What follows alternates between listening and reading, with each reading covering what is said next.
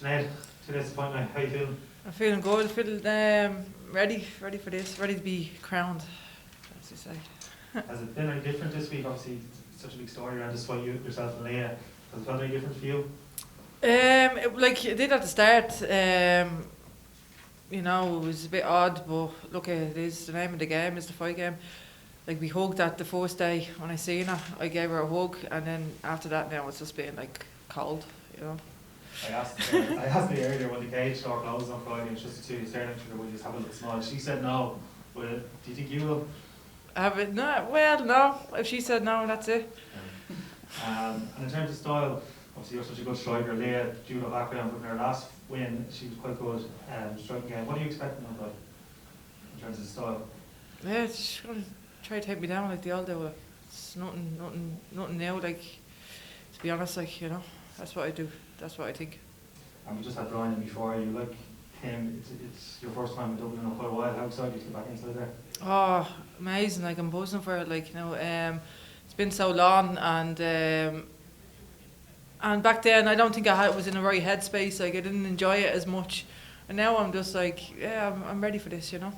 I know you said before you're fighting Cyborg, it was quite nice to get away and just kind of focus on yourself without as much kind of home time media and stuff like that. But apart from it, must be nice, especially on Friday when you're walking out and see that crowd. Yeah, it is. It is. I'm really looking forward to having people there watching me fight. Like, you know, it's been a while, and yeah, as I said, like I'm more mature now, and yeah, I'm ready for this. Like, and beyond the title ambition, still on the radar for you? Yeah, definitely. Like, sure, I went toe to toe with the best in the world, like, you know, and obviously it didn't go my way, like, but nothing to be ashamed of, like, you know. I will do it again, and next time I'll correct my mistake.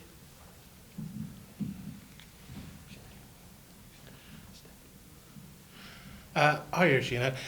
Preparations for Leah, specifically in terms of her judo and stuff. I know, is it Julia Dorna has been over in SPG for a while. Have you been training with her, or is there anyone specifically you've brought in to prepare for Leah? Yeah, Julia came over to do a bit of judo with me. Like, yeah, that's really all I'm worried about, to be honest, is them throws. Like, you know, Leah is top level at them throws, like, and she's good at them. And it's just what I need to prepare for, like, you know. How has maybe the vibe been coming into this fight? Because the last one for Cyborg, you were here the week before it, and you know the pressure going into a world title fight and fighting someone who, you know, is this big monster that everyone looks at, even though you didn't view her that way in terms. But you're fighting someone now, you know.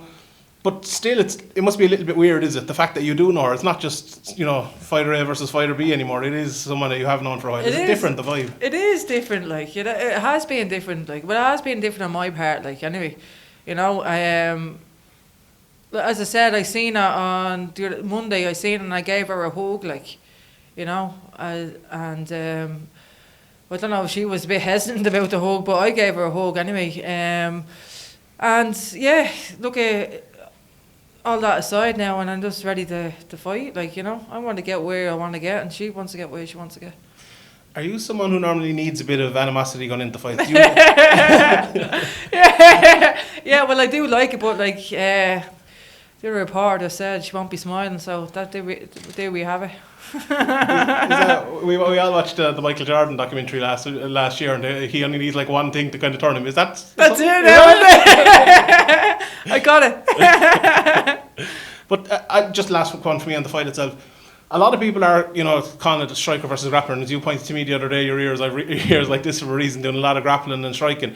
Tell us about if it does go to the ground. Like if Leah takes you down and gets you there, like how good are you there, and how confident are you there against Leah?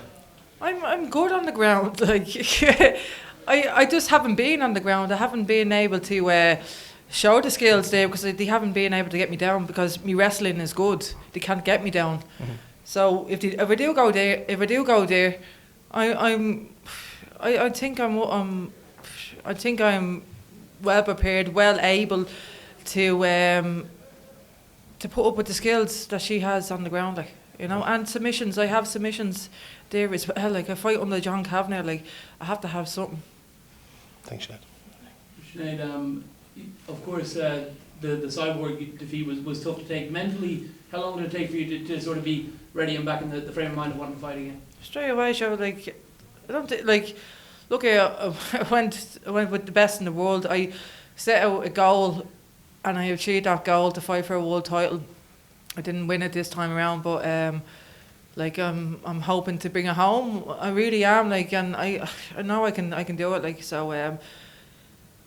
After that defeat, no, I was just like, let's go again. I took a few weeks off, and yeah, nothing to be ashamed of. Like, did she unblock you on social media? She did. Yeah, she did, and she did say to me, she didn't want to fight me, and it did prove a point that she said I was the toughest opponent on the roster, and she didn't want to fight me. So it does prove that I was right all along. Like, so there you go. I spoke to Katie Taylor a couple of weeks ago. She was very complimentary of you as a boxer. Of course, she was complimentary of your performance against Cyborg as well, and the way that you went about that fight. What does it mean to hear that she was she is still watching your stuff? Yeah, that was nice. And she said that, like, and yeah. So thanks for the compliment.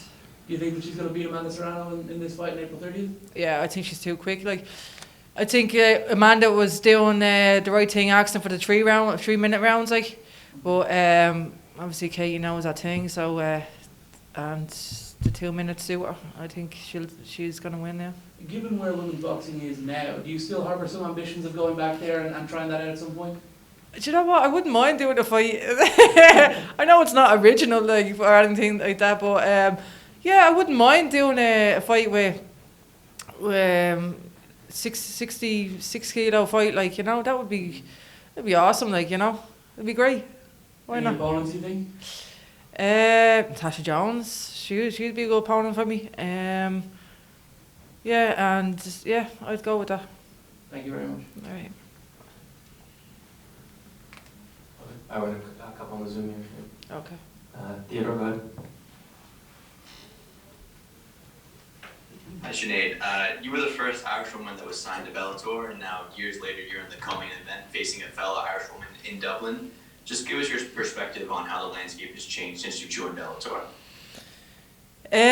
Like, I've changed myself, to be honest. I changed myself, and my mindset, like, you know, I'm taking it more serious this time, and I haven't been handed anything. Like, I've worked for everything, and that's why I want it more.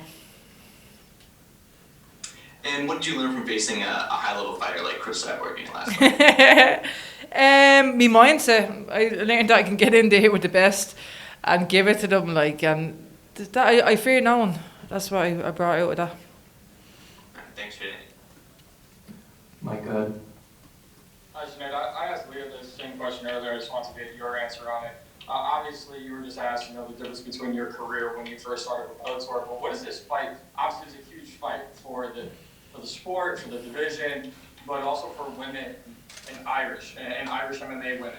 What does this mean to you to kind of be there opposite side of Leah and kind of set a new trail for the future generation of Irish female fighters? It's legendary to me. We will, obviously, me and Leah will be talking about this years to come. It'll be in our memories for years to come. It's going to be on 3 Arena from years to come. Like, and yeah, it's legendary stuff. We make names for doing stuff like that and having the courage to sign contracts like this. And fair play to us both for doing it. Last one here, Dylan. Hey Sinead, thanks for taking the time. No problem. Brian Moore just referred to Ireland as the Mecca of European martial arts. Would you agree with him, and why would you say the MMA community has grown so much in Ireland in recent years? Yeah, I do. It's like drinking and fighting. That's what we do. We have Viking blood in us, and yeah, it's all I know is fighting, and a lot of people grow up with mixed martial arts, boxing, all this stuff. Like, it's all around every corner in Dublin. So yeah, it's a big thing here.